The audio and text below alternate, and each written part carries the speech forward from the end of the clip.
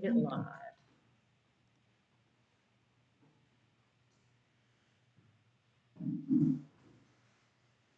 Okay.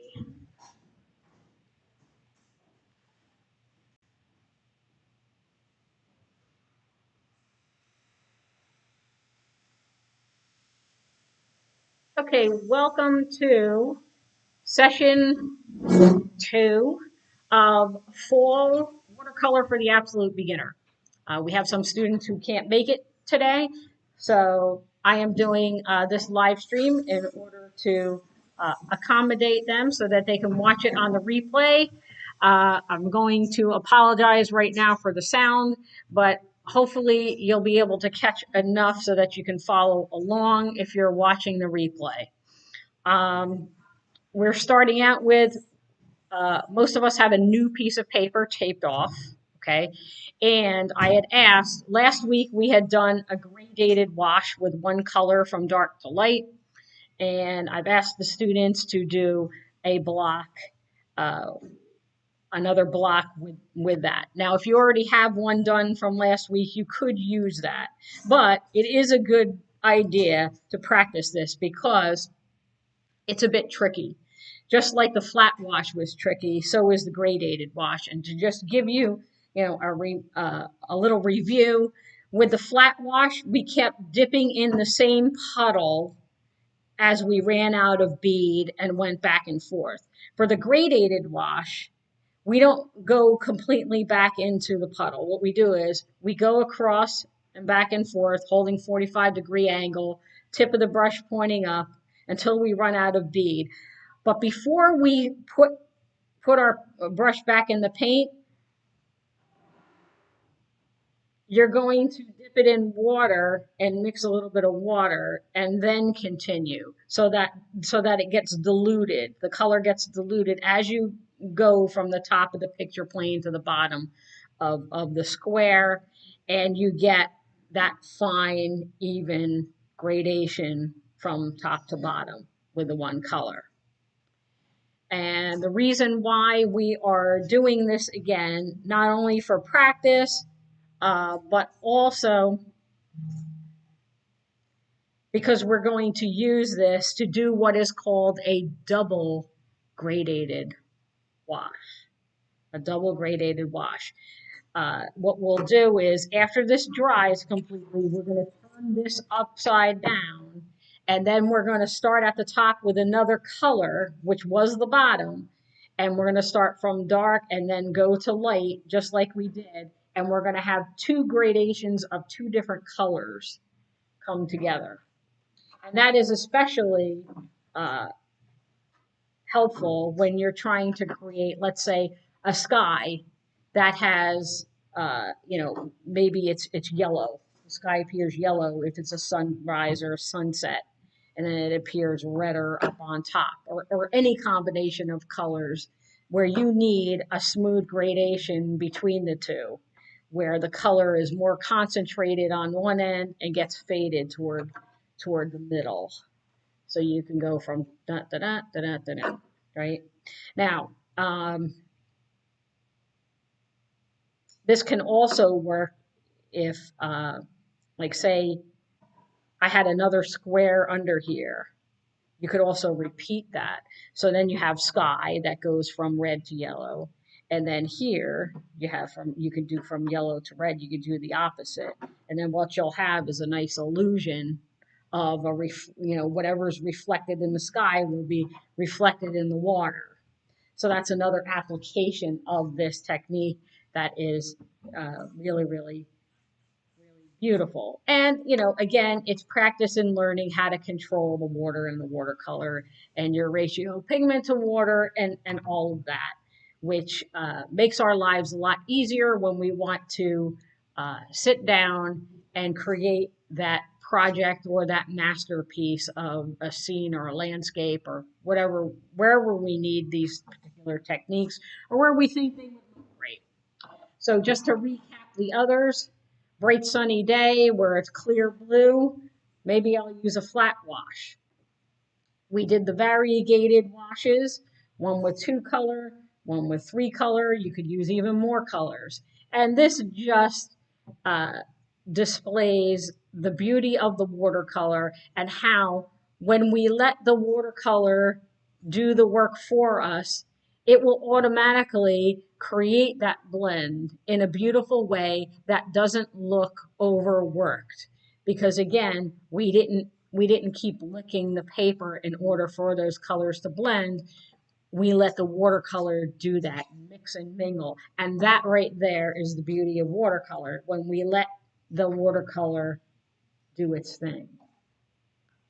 If we want to have absolute control, if we're a control freak, then maybe watercolor is not what you should be using in this situation.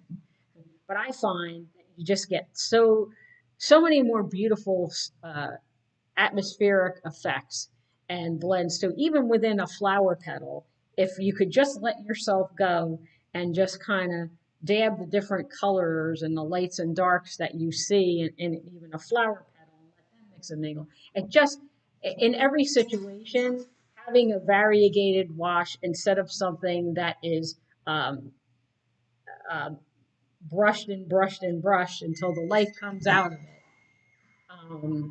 That is that's not, not letting the watercolor do its work. And okay.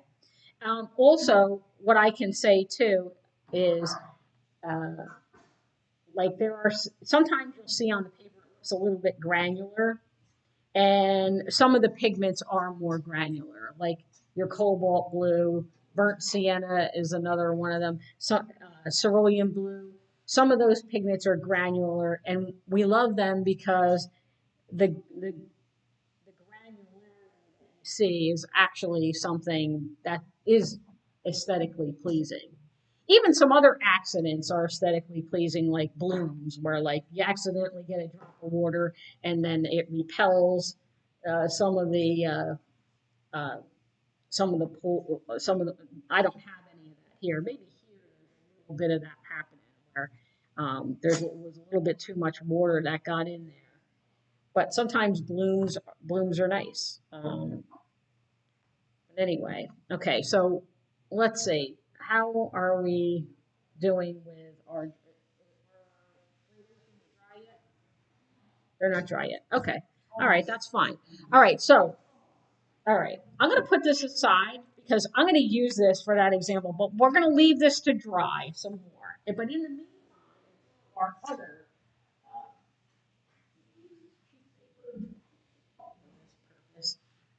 I'm going to show you some other properties of watercolor that are really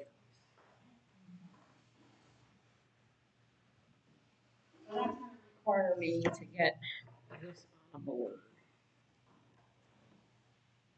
I need squares here. A couple of different things. Well, one thing.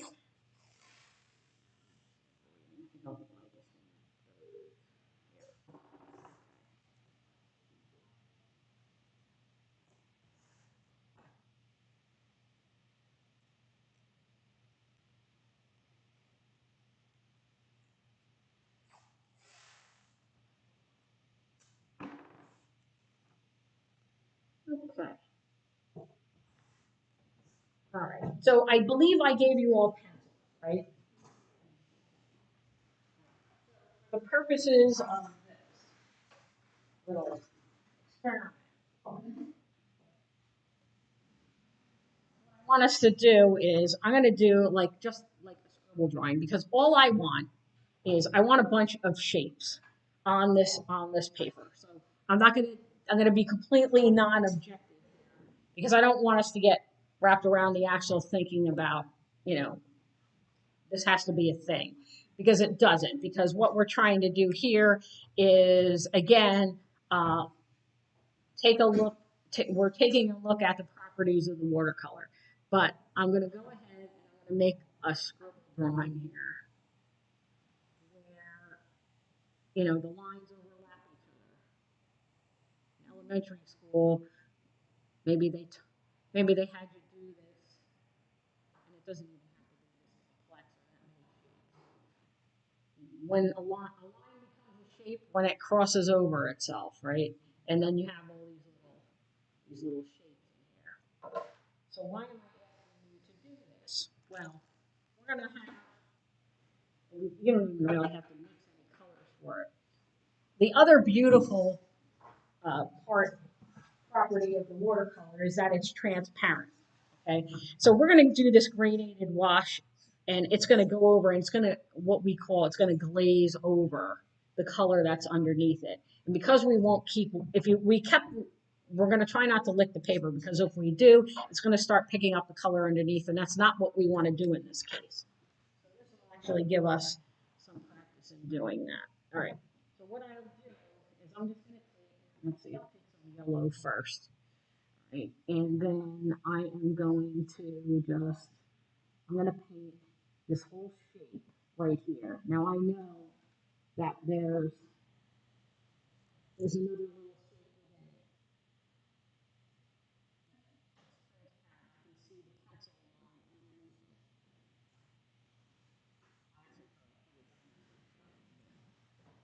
line. Oh, sorry. You know what? I need to switch. Let's switch the camera here. And I'm going to zoom in so that you guys can see that better.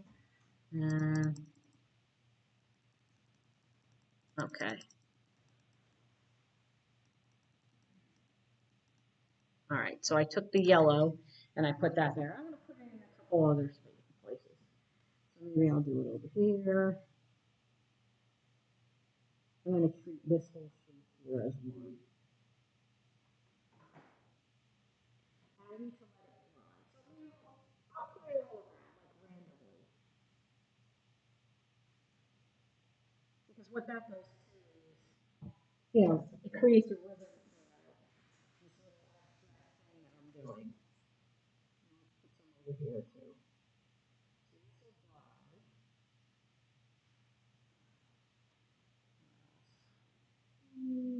I'll put a little bit over here. But you know what? I'm just going to roll that in this little thing.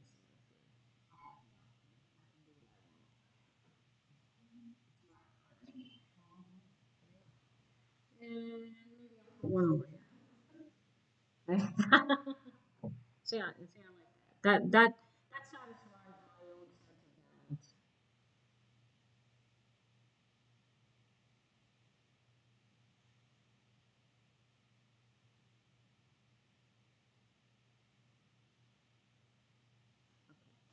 All right, so I gotta let that dry. But you know, let's see.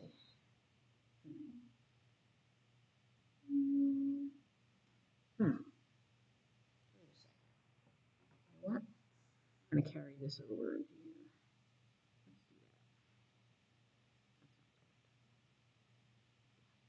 All right.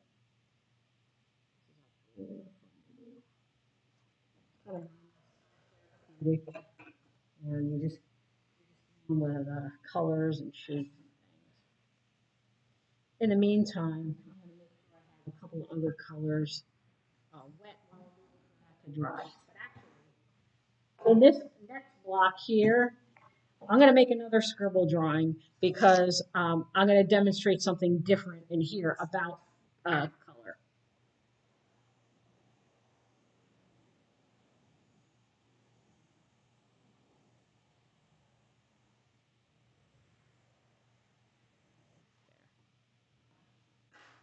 Okay. And I'm not going to do anything with that yet. I just want to let this dry. And I forgot my blow dryer. But anyway, all right. All right, I'm going to set this aside, and then I'm going to demonstrate. By the time I'm done demonstrating the reverse variegated wash, not the variegated, the reverse gradated wash, that should be dry. Go back to that. Okay, so flipping that over again, and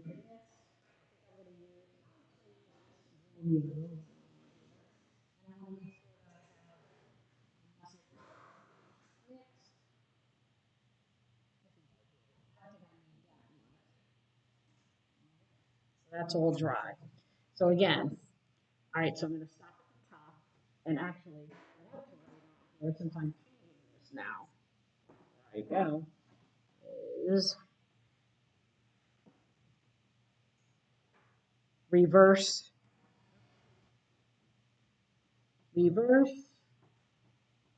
gradated wash.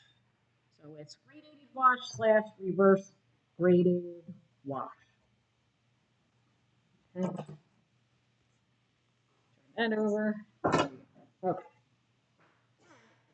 Got that. Now I'm going to start at the top.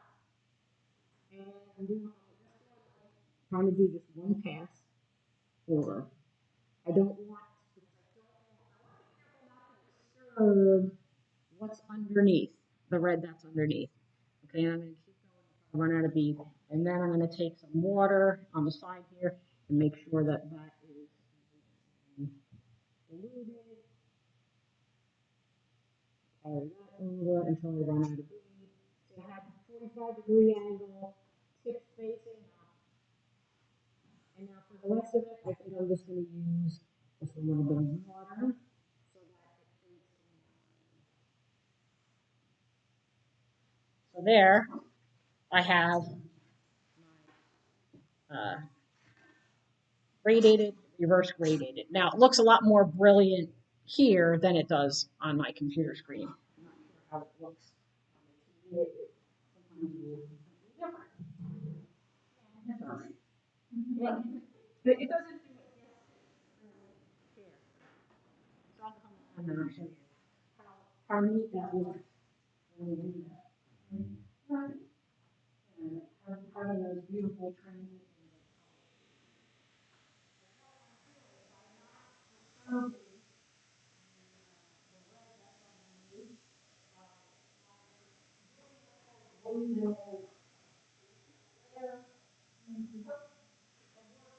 Transparent medium, you can layer colors on top of watercolors to create new colors. And that's working with water. That is all beautiful gradation of color. Wow, that's nice. Ooh, love that. Love that you do. That's great.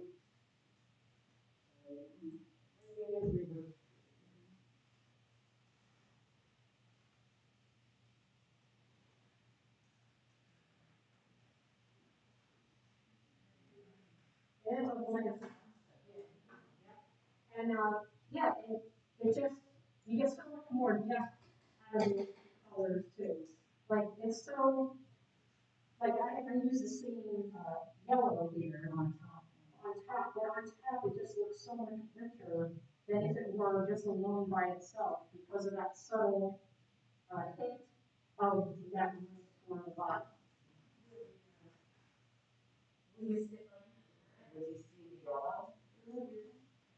Yeah, because you're turning it around, and by the time you get to the bottom, you shouldn't have hardly any red towards there, so it should be for a nice contrast, like a trim.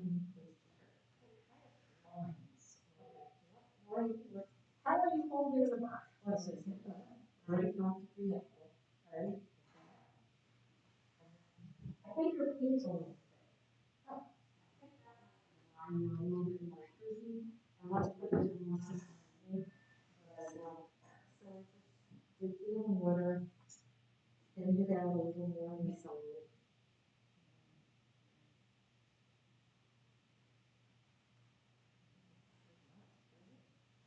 Well, you have a pretty dark color, so that's one of the, when you have, your red's pretty dark. So I would say in order for you to see that better, you have to use more maybe more yellow. More yellow, and you have to concentrate it more. And, yeah, I would say, as long as you don't, as long as you're not, that's good. Yeah.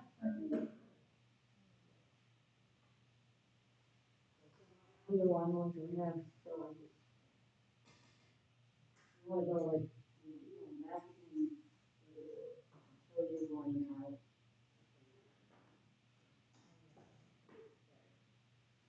And then you're going to dilute it.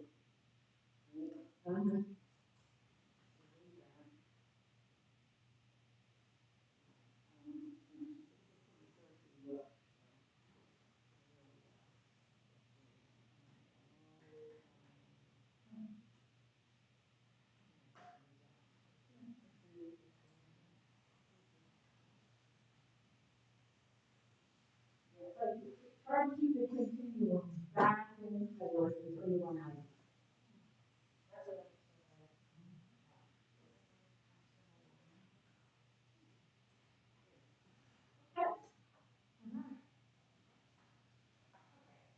Put this aside. Let that dry. And then we're going to come back to, we're coming back to just our little flat areas of color. We created this scribble drawing so that we can just create some shapes for us to work with. So, just the scribble drawing. Do the scribble drawing, and then we're just going to color it. You know, just something really quick. You don't have to get too.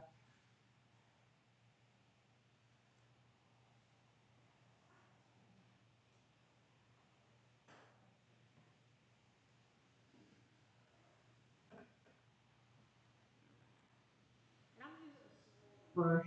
That big brush is going to make it way too wet. A smaller round brush for this. And let's see.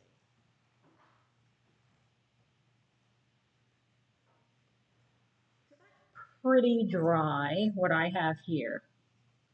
So the next thing that I'll do is I'm going to take, maybe I'll mix a couple other colors here. I think I'm going to make this primary because I think if I do that, then we'll be able to see how the secondary colors are created with the glazing. Now, some colors are more opaque than others. Yellow ochre and cerulean blue, they have a little bit of white in them, and they might be a little bit more opaque. But that's okay. I'm going to not use this. I think I'm going to go for some cobalt over here. I'm just going to mix them first. Have them. You don't really have to have it. Work one color at a time. I'm using a smaller brush because I have smaller shapes, and it won't be so dry, so wet. This brush holds a lot of water, and it's going to get those little shapes way too wet. So I'm switching to a smaller brush. And then I'm going to go in, and let's see. Like for here, for instance, in this particular shape, I want it to be a little bit more intense. Okay, so if I go in here,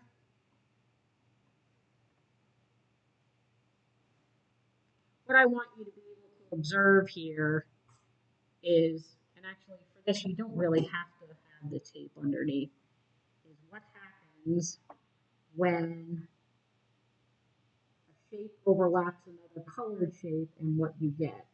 See that? Yeah, so I have that, that brilliant red, right? And then when I overlapped that other shape, it became orange. And again, it's just the beauty of watercolor. So let me try a different color. So maybe in this area here, well, maybe I'll make that whole area blue. I don't know. Oh, you know what? I'm not going to do that yet. I'm going to take this red over here. I'm going to color just this shape red. You can have a lot of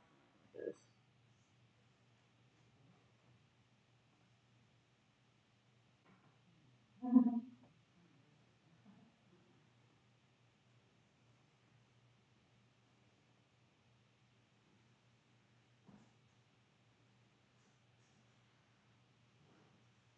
this.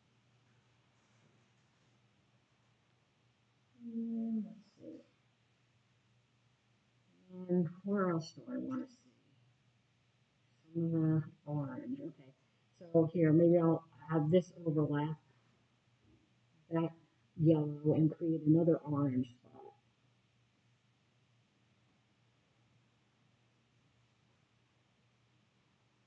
Really, there isn't much thinking that you need to do. It'll just happen for you. Oh, and maybe I got a little bit too much there. So I'm going to move some of that red. And I think I'll do it over, put it over here.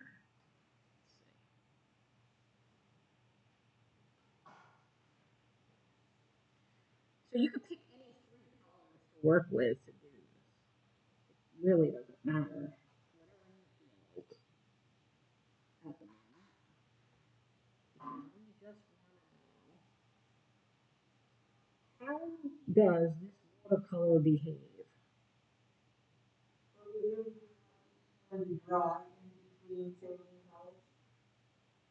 If you yes, you want the color that you're overlapping to be dry. Otherwise, you're not going to see the glazing effect of putting a wet color on top of a dry color. That's pretty much what we're doing. When you're glazing, you're putting wet on top of dry. A wet color on top of a dry color. It's called glazing. Glazing. That's what we call glazing. And now, there's also glazing. We also glaze when we use acrylics and oils, except that we're putting transparent layers of colors mixed with like a clear medium. And in the case of oils, it's linseed oil. And in the case of acrylics, they have acrylic medium, which is clear that you mix with your colors. And you can also do that with oils and acrylics. But it's so much easier to do it with watercolor. You know, this is where watercolor shines. It's the transparency of it. Um, that again, another property of watercolor that makes it so beautiful.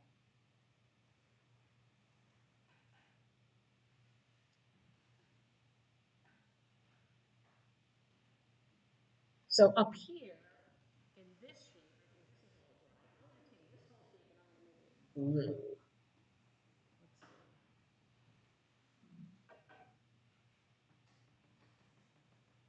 Again, this is all random. Just random. I'm just nothing planned except that I just want to see what happens when I overlap a wet color on, on top of a dry color. See what happens.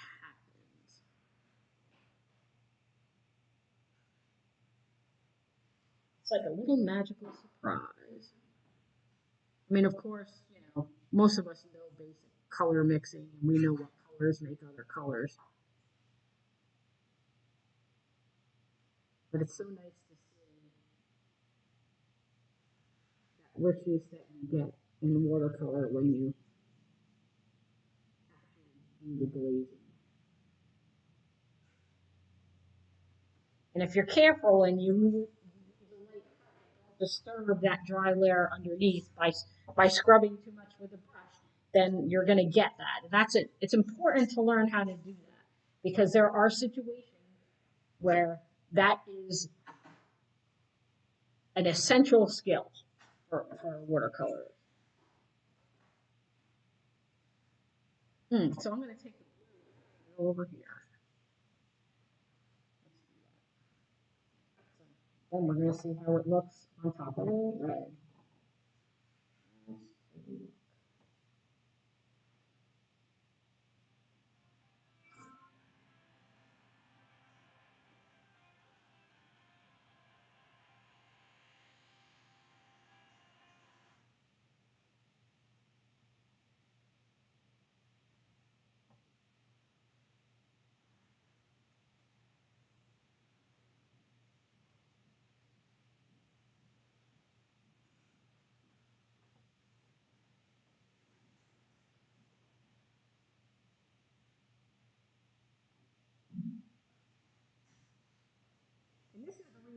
watercolor brushes, other than the fact that they will hold more water if they're softer.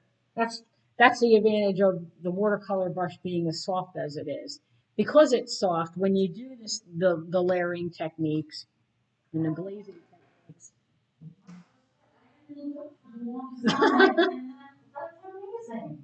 Yeah, but again, using the softer brush helps us with watercolor because then we're not it's less abrasive and disturbs that color underneath a lot less.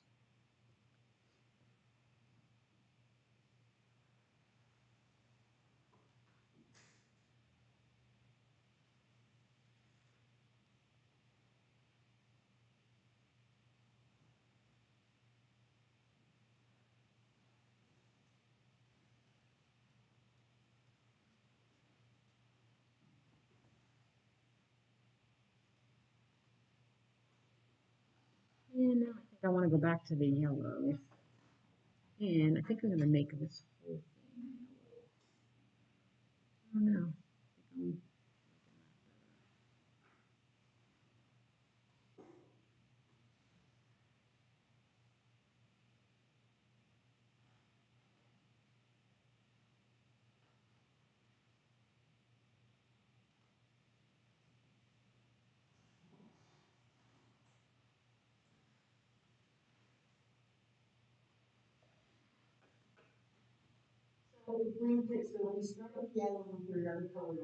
Mm-hmm.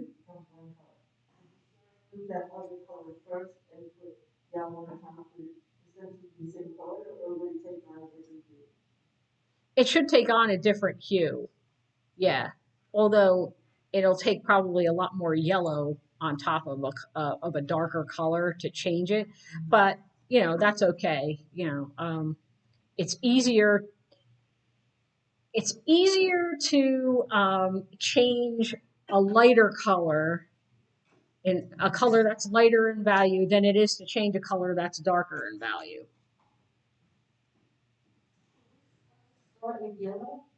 You could start with whatever you wanted. You didn't have to start with any particular color.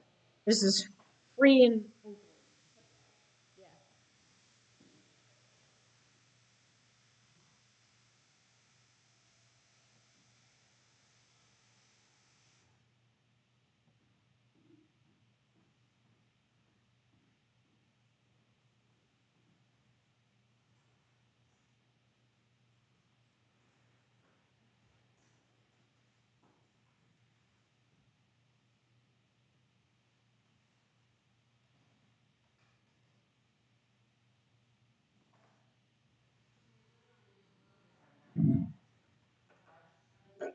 yes, drying.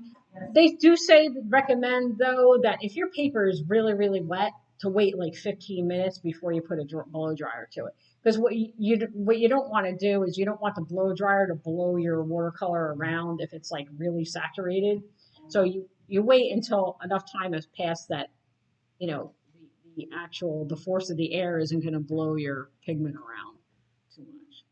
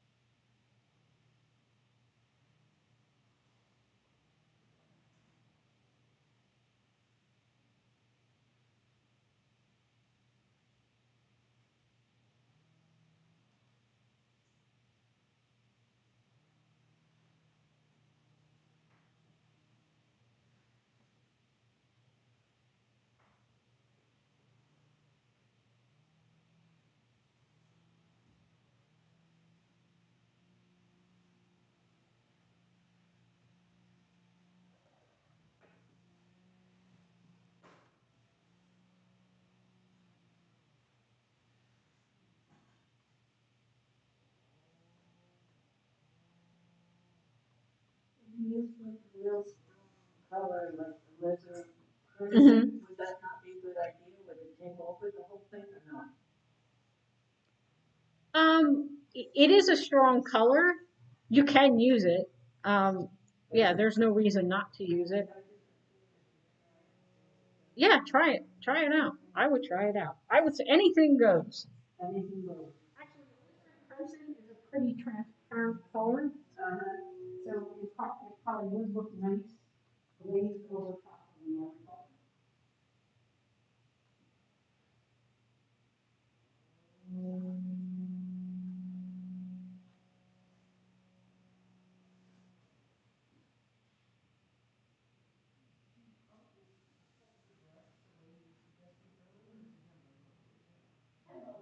So not the wash.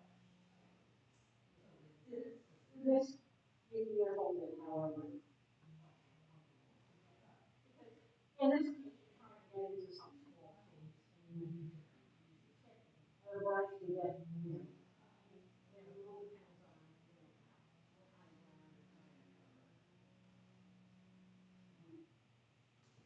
to cover. Oh, Yeah, I was very.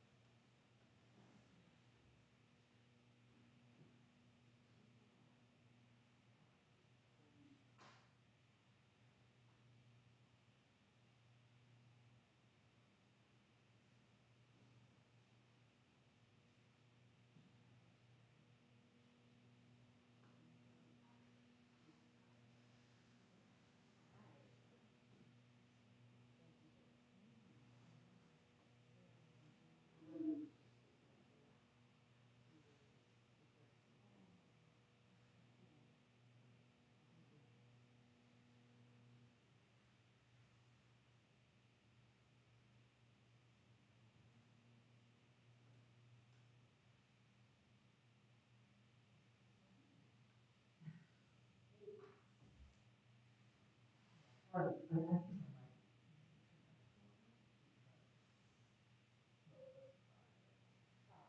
it's humid today. It's a little humid today. So I think that's why our watercolors might not be dry very well. Even though, sometimes they like that.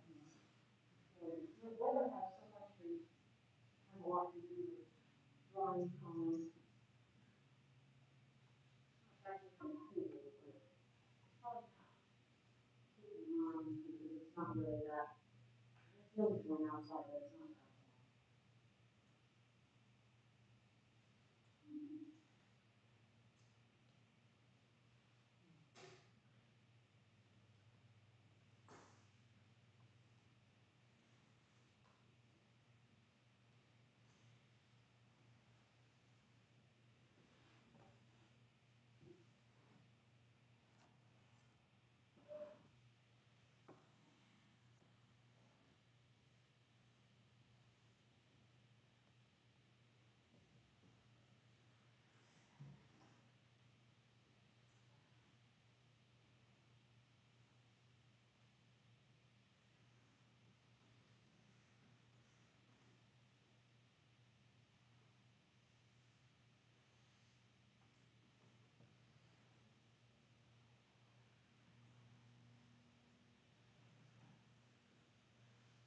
So we'll work on this one a couple more minutes, and then I'm going to show you something about color harmony in the next scribble one. In the next scribble one, we're not going to overlap anything. There won't be any overlapping.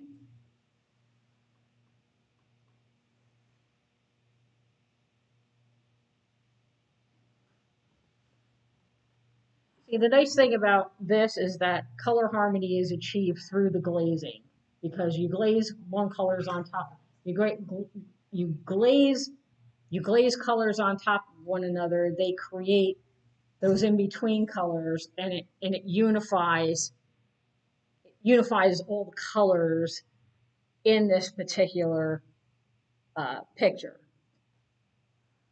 When we go down here, we're going to achieve the color harmony a different way. We're going to achieve it before through the palette by what we mix on the palette, and then putting it in the individual shapes.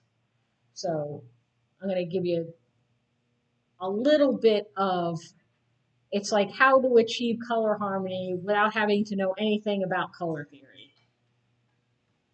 The easiest way you can get color harmony without having to know anything else.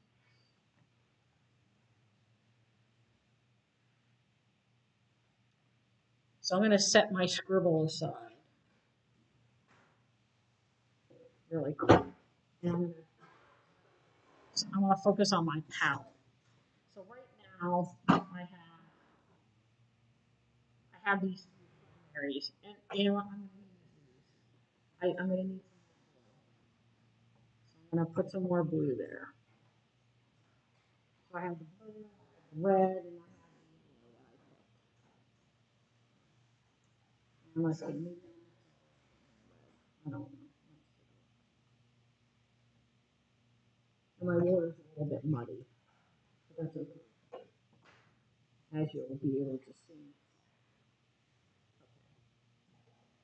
Down here, what I'm going to do is I'm going to take a little bit of each of those colors. I'm going to take some blue, I'm going to take some of the red, and I'm going to take some of the yellow, and I'm going to mix that all together and make a puddle of mud. It's a puddle of mud. And it doesn't matter what three colors, pick three of your favorite colors if you want to. Doesn't matter what they are. You just make a little pile of mud out of those colors. See that? Then what I'm going to do with that is I'm going to take some of that mud and I'm going to put a little bit of mud in that in the blue, a little bit of mud in the red, and a little bit of mud in the yellow. And I'm just going to mix it up. So I have a little bit of a muddy yellow. Then I'm going to come over to my red I'm going to mix a little bit of that. See, it made it a little bit of a muddy red.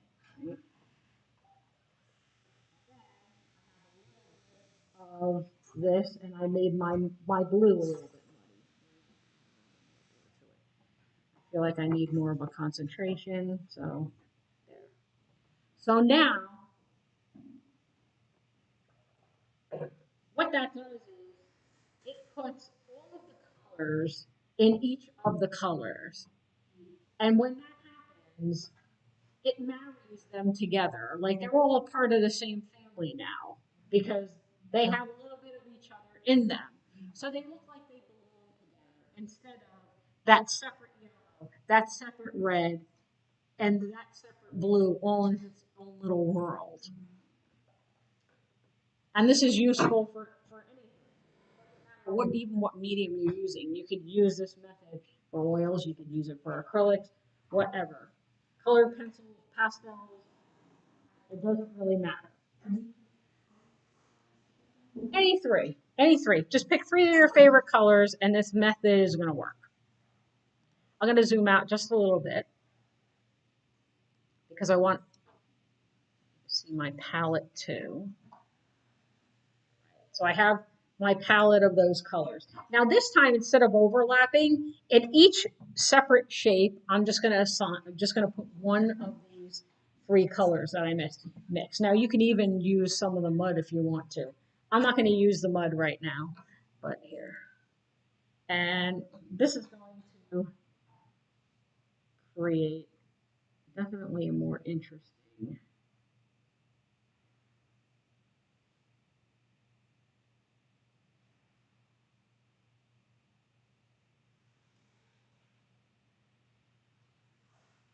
See, this gives it, if you compare these colors in the top one, you'll see how, okay, they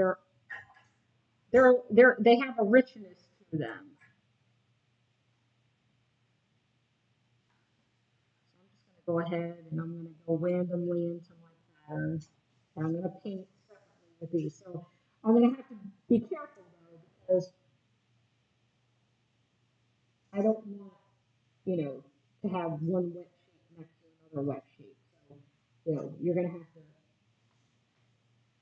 you might have to wait for something to dry so run into each other. One color doesn't run into another from one shape.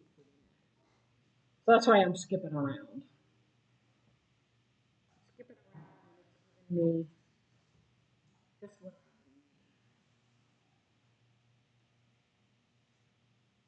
Well, because it creates balance. When you have a little bit of each color throughout instead of space. So you start off with three colors, Three colors. and to mix, you use another different color or one of the same colors, one of the three. You take a mixture of all three and put a little bit of it in each one of those piles, in each one of those puddles of pure color. And that's the simplest way to unify them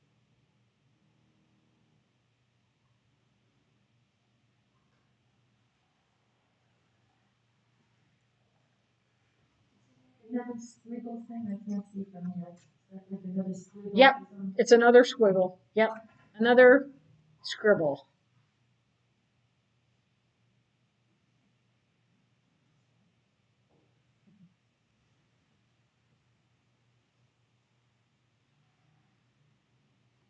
So then I'm going to go in with the muddy yellow.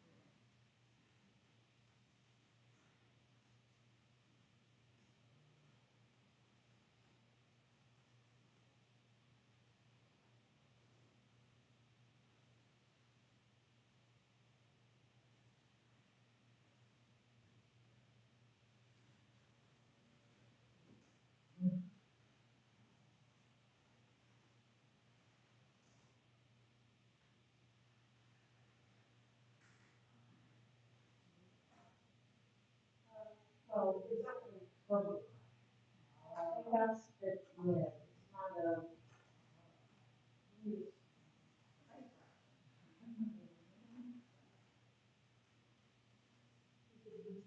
Those.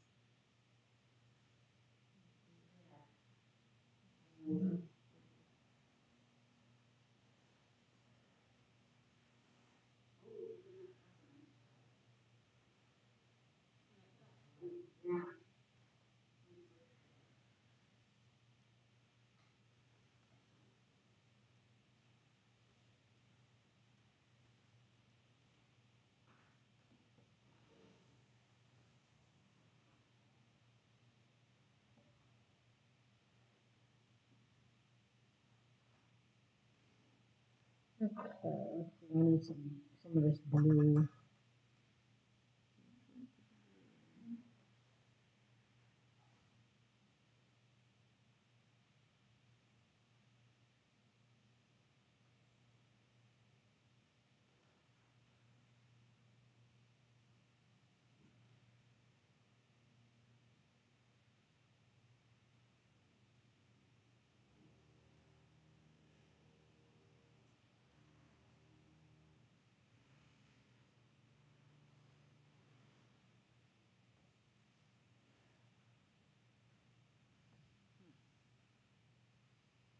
I'm definitely liking.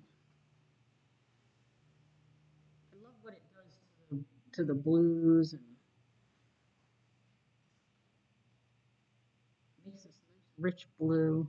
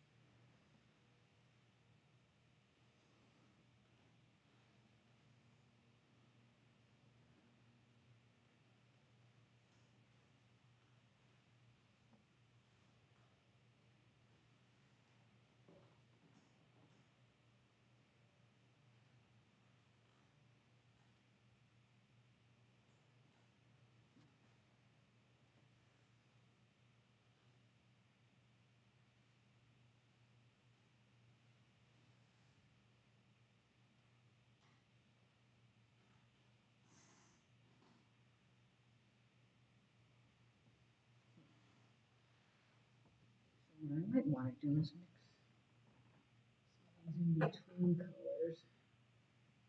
Maybe I'll see what kind of violet I can get. I'll get a muddy violet. Let's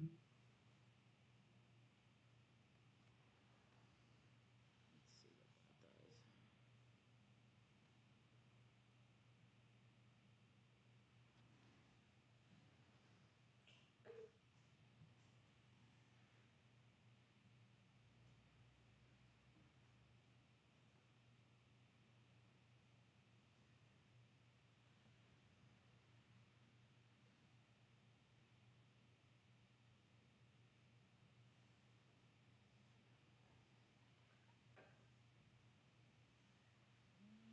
Let's see, we need a muddy green.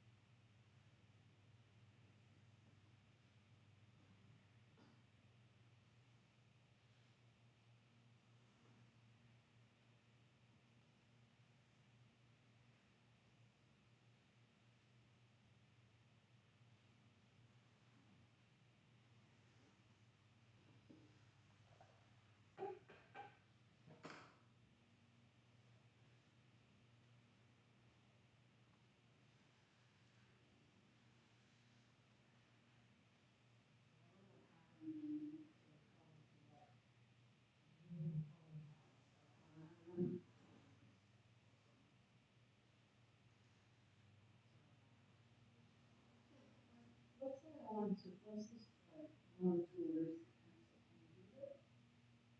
Um, I think the watercolor has the watercolor with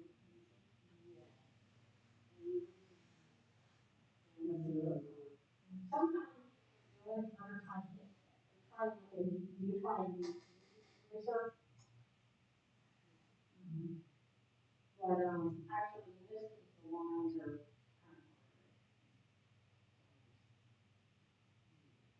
kind of other types of work. The other thing you can do too is if you want the pencil line to disappear, then you can draw with watercolor pencil. And then as you work, the watercolor pencil kind of gets wet and it kind of just dissipates into the rest of it. And but normally it doesn't use the usual color like gray.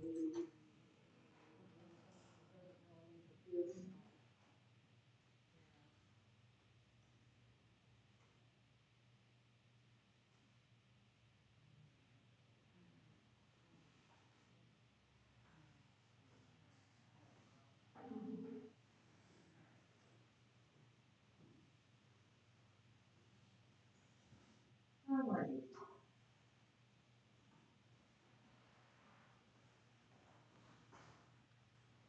Okay.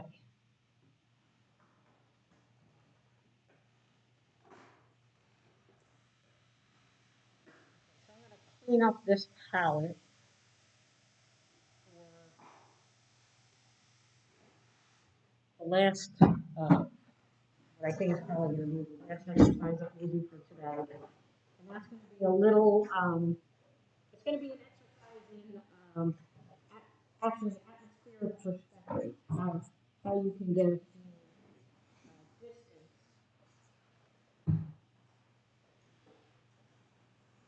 We're going to do a simple series of mountains.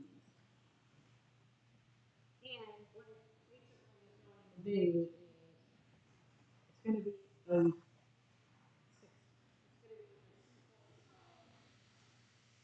washes. And that's what we're going to do is a series of flat washes that will give a feeling of this.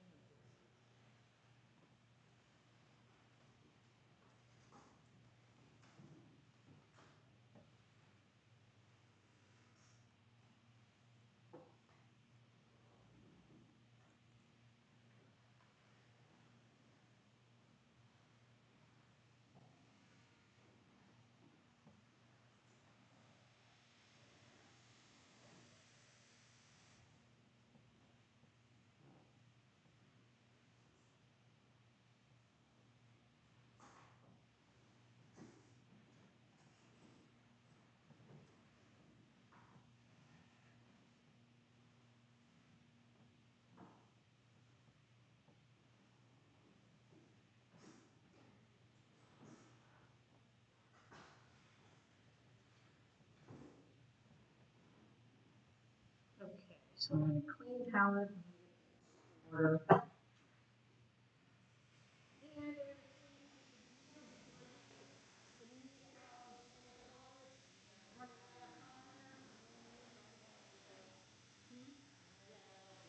Regular.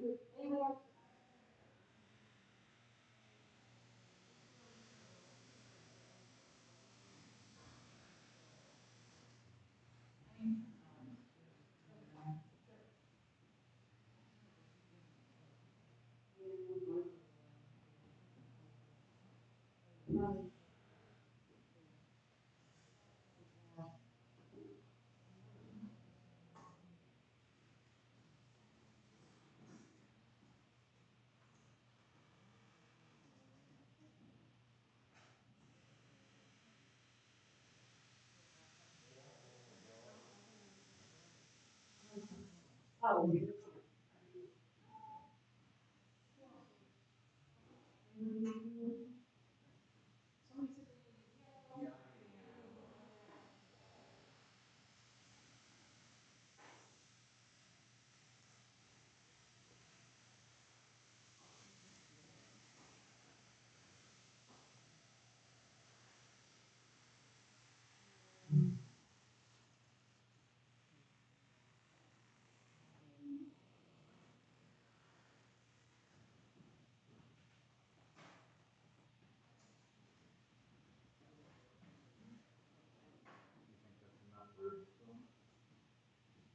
Yes, for the, we'll probably not.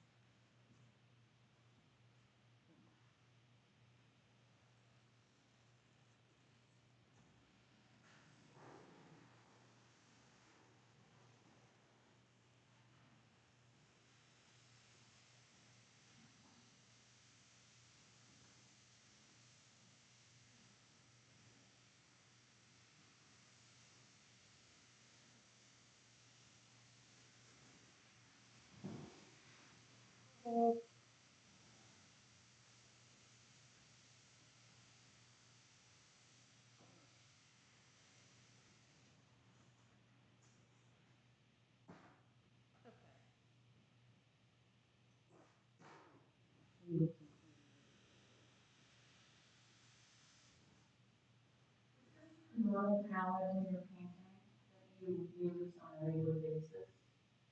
I have a ceramic palette with rolls in it and a large mixing area of porcelain. That I have at home that I have travel with, but I mainly use those type of palettes. And they're just easy for me to see out and put away and pick up what.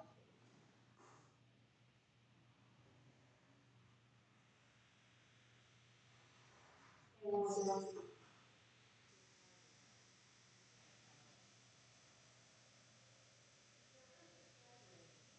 course, the orange purple one that I have at home, like $100 or something. But it's a great mixing service because it doesn't, with the porcelain palette, it doesn't bleed up like it does on the color. So it's really is if you get a white plate, ceramic plate from the dollar store, large one, that makes a great mixing surface. Yeah, so that's if you don't have those palettes, you can always get one of them. And I remember, I actually, when I first started teaching watercolor, I still have them too, the ceramic plates, but they're kind of heavy and harder, for you guys to bring back and forth. Yeah, yeah, I loved mixing those too. And sometimes before I had, that big ceramic palette, I would, because I like to spread out. I used to have like a whole bunch of them, and I would just go mix here and then move on. That way, would get too dirty or I want a different color, and working on larger stuff. It's great to have those porcelain plates handy to just mix with. And what you could do with those too is to create like makeshift wells. You can take a hot glue gun and put a grid on them if you want to make little, like, separate the mixing areas. It's, yeah, that's another tip. Okay, so for this last square, what I wanted to do is show you how to create the illusion of mountains going back in the distance. And so when we look out at the horizon at mountains, we see a lot of them because I'm going to draw. I'm going to make this kind of. In the distance, we see a lot of mountains, because we're farther away from them, so they're more numerous. But as the mountain ranges get closer to us, we see less of them because they're larger due to the fact that they're closer to us. So the next line that I draw down is going to have less mountains in them. And then in the foreground, I'm just going to have, like a couple like that.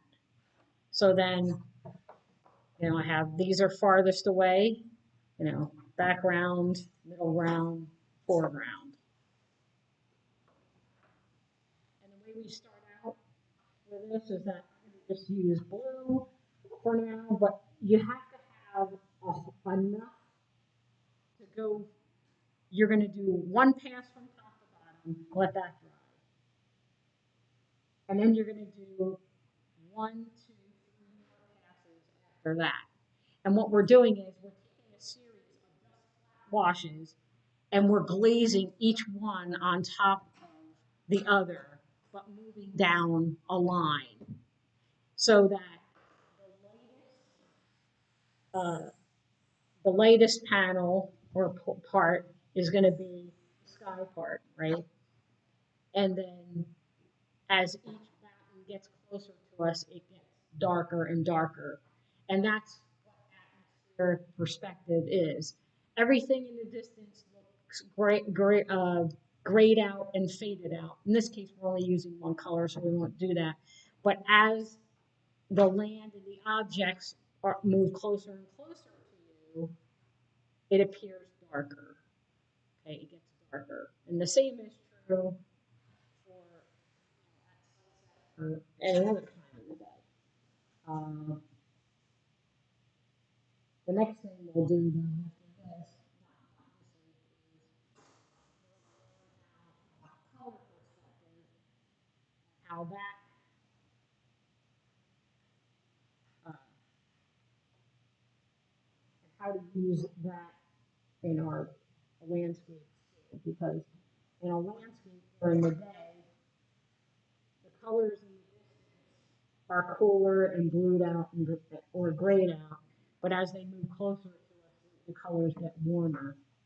Today, we're not going to be about that. Today, we're just going to be using one color and we're doing something. This is tonal painting. We're just focused on value and how, and we're just illustrating that the values that we would experience, um, and the change in values that we see,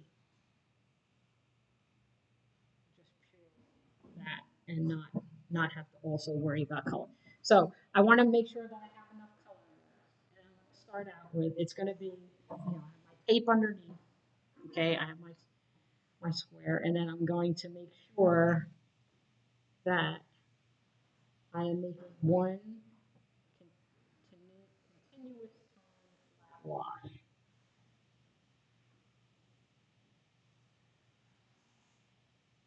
So when I run out of bead, I'm not dipping back into more, I'm dipping back into this pile here. Till I get to the bottom. Could be any color, doesn't matter. You can use red, you can use red, you could use blue, you could use yellow, you could use, if you want to mix green, you could use green. Doesn't matter. Because this is all about value and color.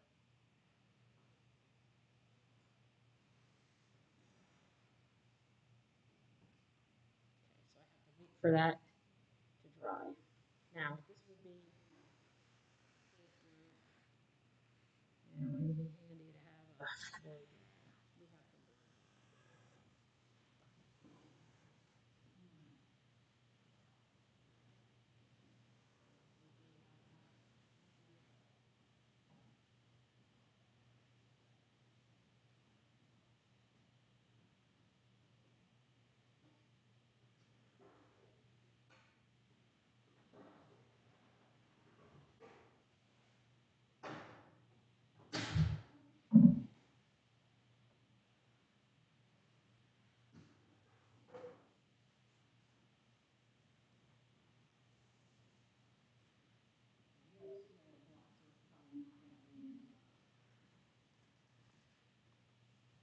we have to,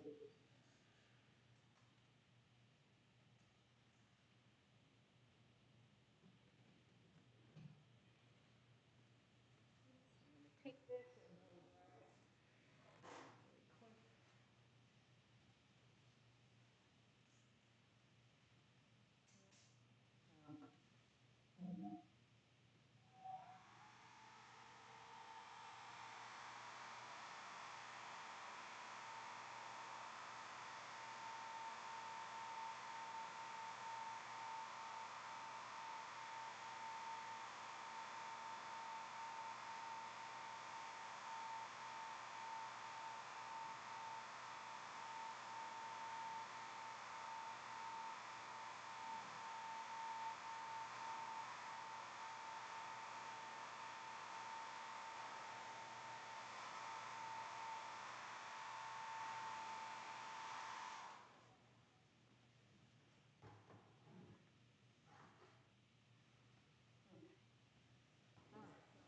and same pile here, that's good.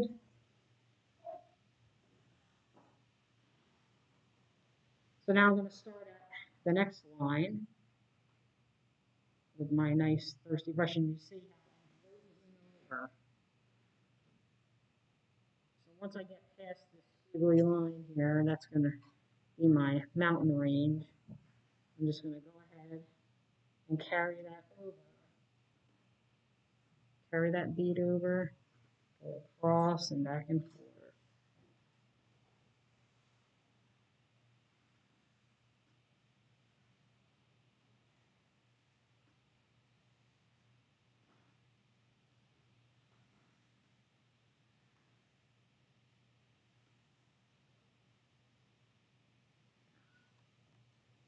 So you can see how it's nice and dark, but it's still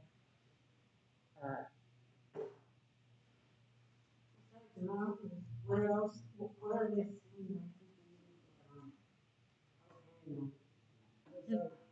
besides the mountain, what oh, other scenery could you use that on? pretty much anything. Like you can even imagine it being like a tree line for a different type of work. Yeah, any type of landscape you could use this for, to lay out or establish tonal values. It could be any scene really. Any scene where there's like vast distance. I don't know, like even the Grand Canyon. Um, let's see. Like you have, I don't know, rolling hills that go in the distance, like a vineyard or something. even use it for that. Anything where there's that, you know, of distance where you can see for miles, you can use this technique for. But really, all it is I'm glazing a flat wash on top of another. So it really does have an infinite number of possibilities. Whenever you want the same, you want maybe the same color, or in this case, like we did up front, it was glazing another color on top. In general, for any landscape, just keeping in mind that it's lighter in the distance and there's more, and then it's darker in the foreground, and that we need to, you know, make it darker. I mean, you don't have to layer things on top of one another to make it darker. You don't. But what I find for this type of example where you either have mountains or, you know, like rows of trees that, you know, in the background, in the middle ground, in the foreground, and you might want to be a little bit more, where you want your shapes to be more connected and, you know, have it perceived as, you know, a stronger feel of what's in the distance and what's in the foreground. It's easy. This is easier to establish the tones. Now, after you do something like this, you could always go back in and add details and things and adjust it. But what's nice about this is that it's generalized, and it will have, if it's underneath, it'll have the effect of unifying your whole painting if you think about it in terms of these large shapes first, whether it's trees, whether it's mountains, whether it's, you know, rolling hills, or any of that. It's a great way to unify a composition. I'm going to draw this real quick, and then you just repeat it. That's it.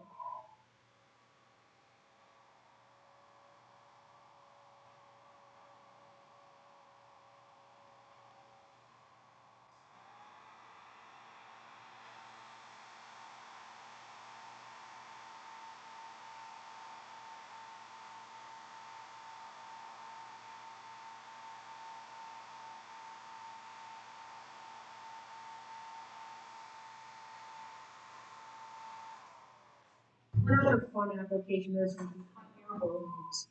Hot air balloons in the sky. That's another good one, because you ever go to a balloon festival? There's balloons far away, and then there's, you know, the balloons that are closer to you. Wildlife in the woods, like silhouettes. You can use it for a trail or a road. Yep. Mm-hmm. Oh yeah. I think simple paintings are some of the most beautiful paintings. You know. Um,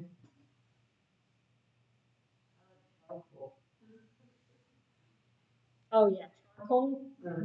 Charcoal is one of my favorite mediums to work with for that reason.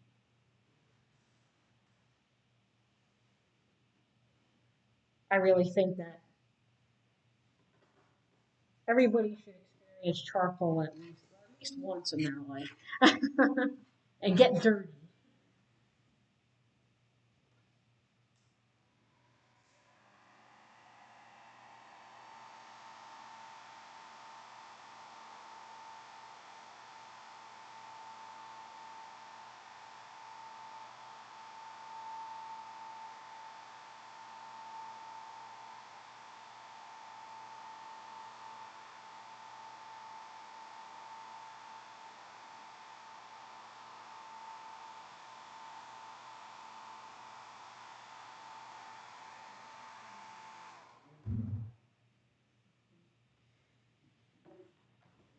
This is a little bit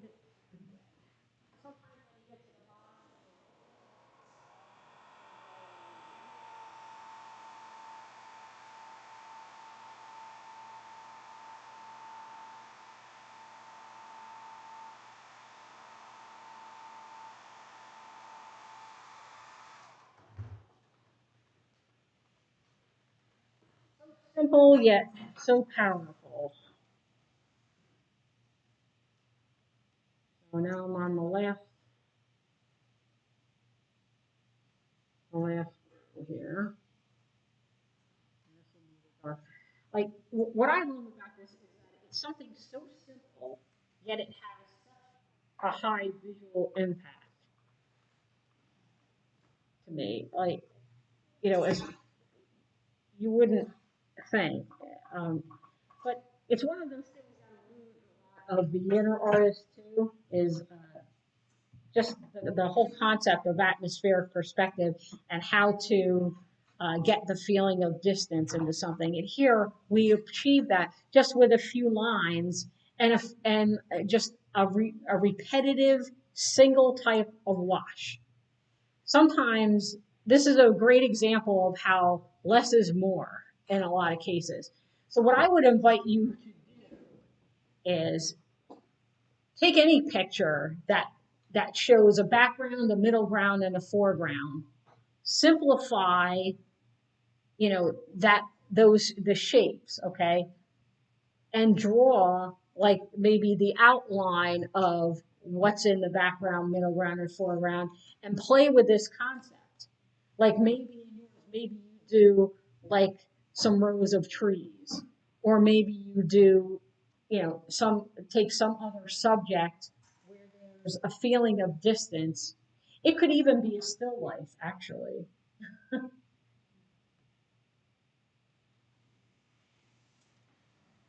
And I do have a folder that has I have a bunch of reference photos for aerial perspective that I could send you a link to if you want to play with this concept and get some practice in simplifying uh,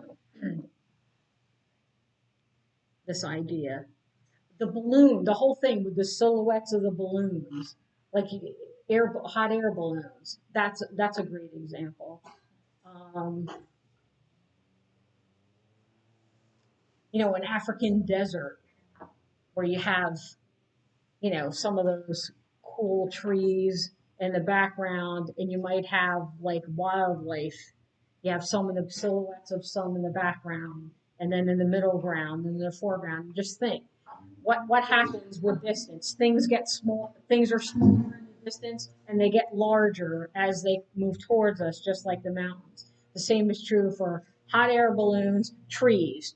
A tree line in the distance, you're going to see many trees, and then you'll see less trees, and then you'll see just a few trees. How can you change this to rows of trees? Um, yep. Like maybe in the foreground with the hot air balloons, what you'll see is, okay, so the whole thing will be, you put that thing, the whole flat wash in the background, okay, and then you draw silhouettes of the hot air balloons, a small one, a medium one, and then a large one, and maybe in the foreground is just the tree line, and that's the darkness. Just some other That wash that for each of the balloons, so one here in the back, so you keep using the same. right. Yeah, you still use the same wash, the same one concentration of wash, just layering it, and giving it. You could do this with just geometric shapes. You don't. It doesn't even have to be representational. It could be shapes on a page. How you can achieve this.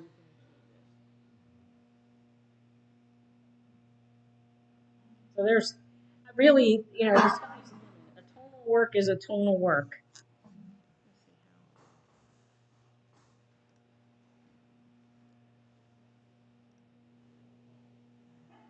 Hmm? What?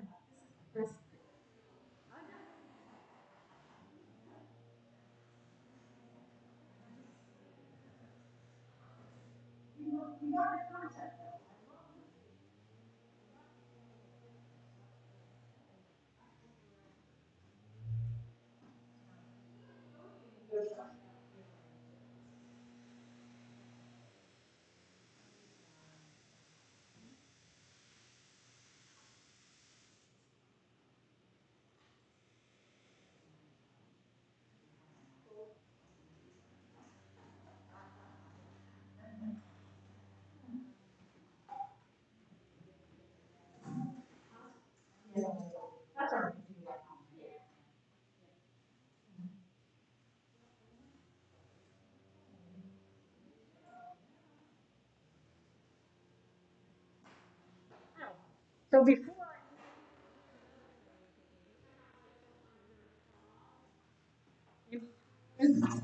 we have what's called the scrubber brush here.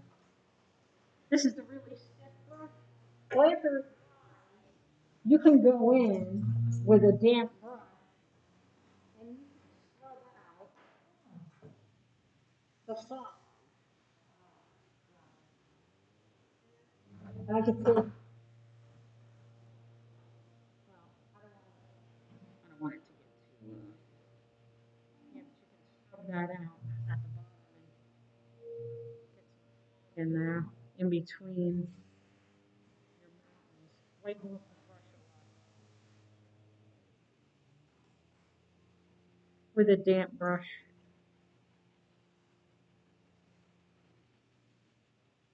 You know, the darkest part of it, with the brush,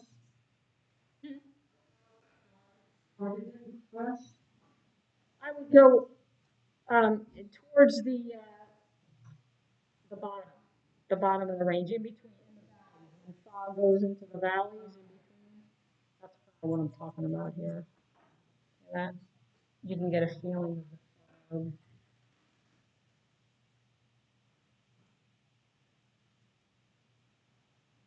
feeling lightly. So that's your first lifting method, is scrubbing out. Now some colors are staining colors, like reds and yellows.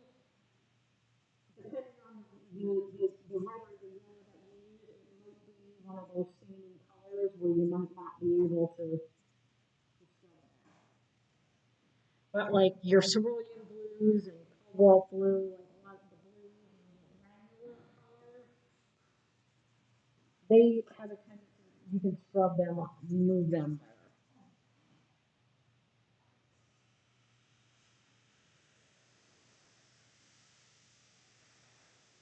So it's not impossible to lift watercolor when you make a mistake, or for other types of textural effects. What you just need to be aware of is the fact that, like I said, some colors, some pigments stain the paper and are almost impossible to lift, as opposed to some of the other colors that are granular and that lay more on top of the paper. Those can be lifted. And the quality of the paper has something to do with that too. There are actually some papers, like Strathmore Gemini paper is actually designed to be so that you can lift watercolor easier off the paper. So, but like your traditional arches, that's, you can, it's harder to do. But yeah, I love the way we can lift when we want to.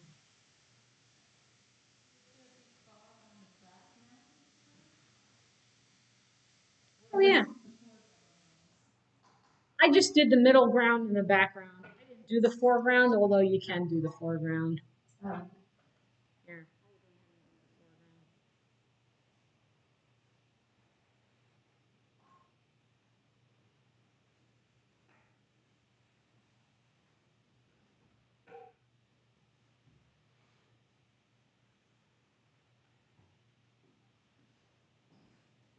So if we go back to just real quick, since we're going over lifting, if we go back to one of our geometric shapes here, our little shapes, the other method is, okay, like say I want to put a line in or something. I want to lift out a linear shape or whatever. I can take a wet, take some water on my brush and I can draw, whatever the line is, right? Or whatever I want to lift. I'm going to count to 10. 1, 2, 3, 4, 5, 6, 7, 8, 9, 10. And then I'm going to take the paper towel and I'm going to blot it first. Okay? Lifted it up. Really granulated, I can scrub it a little bit and it came up a little bit more. So think about that because that has all different kinds of possibilities and implications. Like if I want to go into, like, say this mountain range, and I want to, like, say I want to put in there, right? I can take that. Oh, it already did it because it's granular. Count the 10.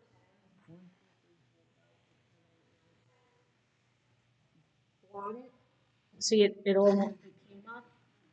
So then I can, I can even do like maybe some small branches. Let's say what happens if I do that.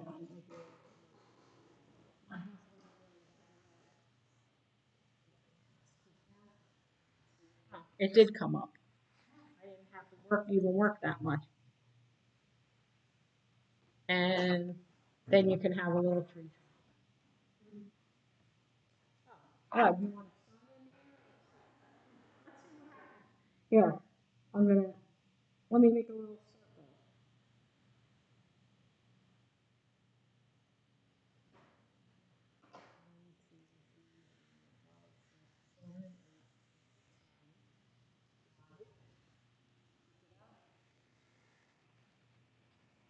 Scrub it a little. So now it's already pretty light back there, so you can't, it's very, very faint. But I can do it again. Let's try it again. Maybe I didn't get it wet enough. I mean, it has its limitations.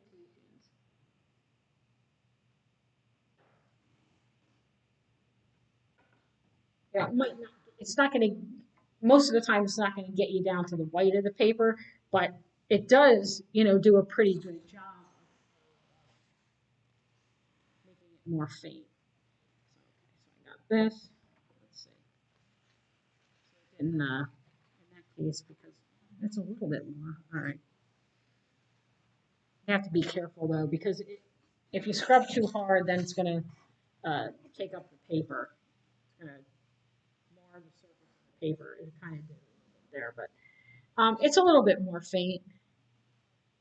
If my sky was darker, it would be. Yeah. But you definitely show it. Definitely shows up more here because I have a lot more pigment there to lift. So next time, we're actually going to do some other. We're going to do some more pictures, little mini pictures, different scenes. It's a fun way we can learn how to make trees. That's fun and easy. Lots of other stuff. Yep. Ways of masking, using masking tape to mask out tree trunks in a scene. We can do that. And use that with a variegated wash to, do like a little fall scene with birches and use some dry brush methods to get some bark texture on the trunks after we remove the tape. Add some shadowing and shading along the trunk, that kind of stuff. And I especially will do a water reflection too. A fall water reflection would be nice. We could use our gradated and reverse gradated wash with that, right? To get the water reflection, do the little tree technique, and have, yeah, that could be a lot of fun. Fun stuff. All right. Yes, that'll be in 2 weeks. Be meeting next week, but the week after. Thanks. Thank you. Good job.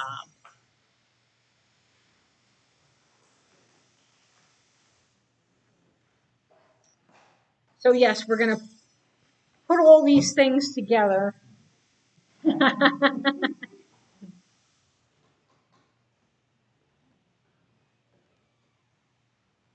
Okay, so I'm gonna end the live stream now, and we'll see you in 2 weeks.